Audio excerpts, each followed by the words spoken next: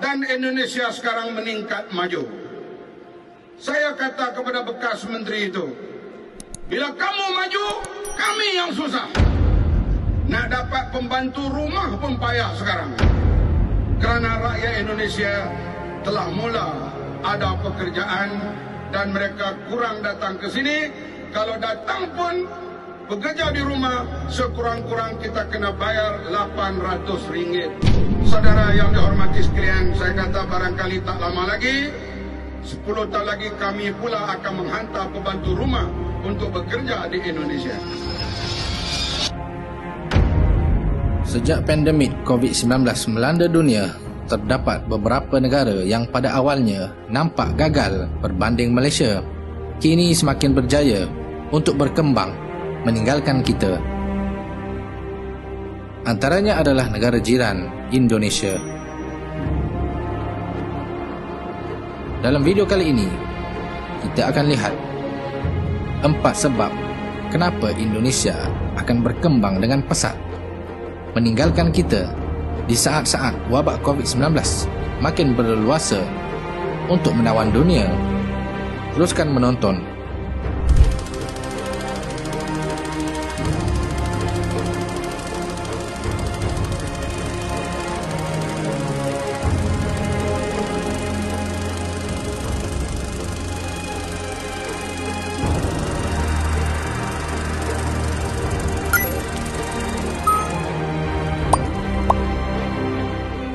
Pertama, pemimpin yang bijaksana.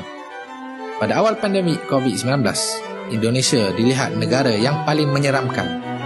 Kes yang dicatatkan ratusan ribu ditambah ribuan kematian. Rakyat Indonesia juga dinilai sulit untuk diurus, terutama berkaitan pematuhan SOP. Di kota Ambon, Maluku, ratusan orang dan pihak keluarga mengambil paksa jenazah positif COVID dari ambulans. Saat direbut oleh warga, jenazah sempat jatuh di jalan. Seorang pasien COVID-19 di Tasikmalaya, Jawa Barat mengamuk dan menolak saat dijemput petugas medis untuk dibawa ke rumah sakit. Si pasien bahkan mengancam memegang dan memeluk petugas dan orang-orang di sekitar rumahnya agar tertular. Di samping sikap pemimpin Indonesia yang dilihat tidak berani untuk mengadakan lockdown, Malaysia dipuji-puji oleh para netizen dan YouTuber Indonesia sebagai negara yang cekap menangani COVID-19. Namun, tempoh sanjungan itu tidak berlangsung lama. Kerajaan Abah yang pada awalnya nampak cemerlang, kemudian bertukar menjadi kerajaan gagal. Sementara Indonesia, walaupun pada awalnya tidak terus mengadakan lockdown, pemimpin Indonesia sebenarnya memperkirakan strategi supaya mereka dapat menyelamatkan ekonomi di samping membantras wabak COVID-19. Akhirnya kita lihat pada hari ini, ekonomi mereka berkembang.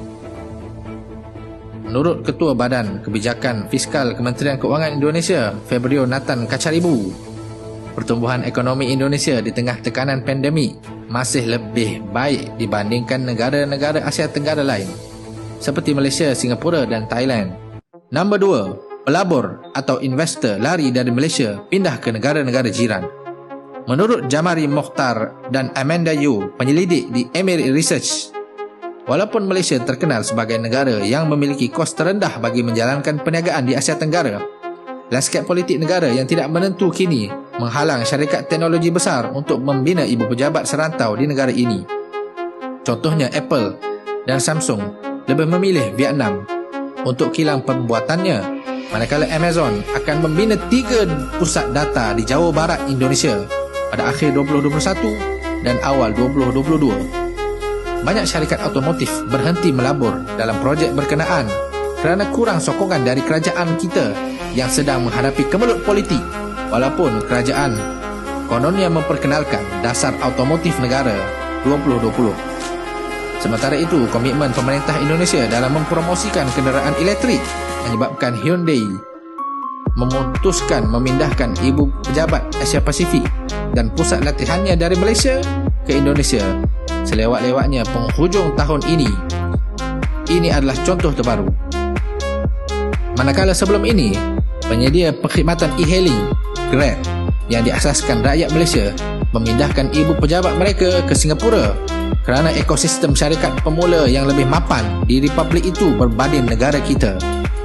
Situasi ini menunjukkan kemelut politik secara berterusan memberikan impak negatif terhadap pelaburan, kata Emil Research Institute.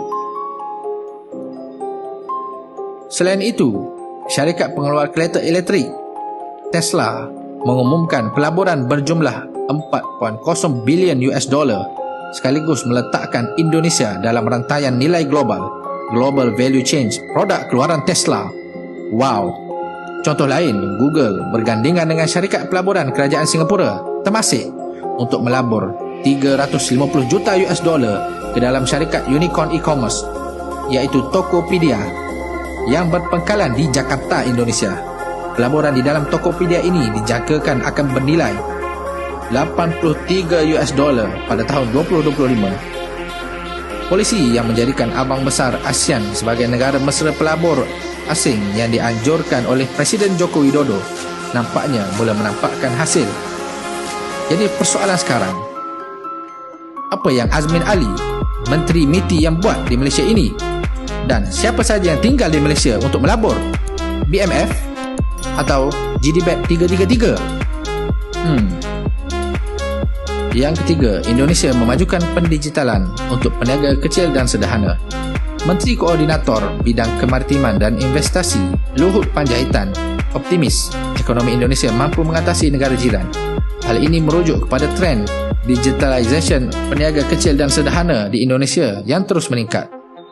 Luhut Panjaitan yakin Indonesia mampu mengalahkan Malaysia dan Singapura pada tahun 2025. Menurut beliau, peran penting platform e-commerce menjadikan hal yang cukup vital dalam proses digitalisasi PKS di Indonesia.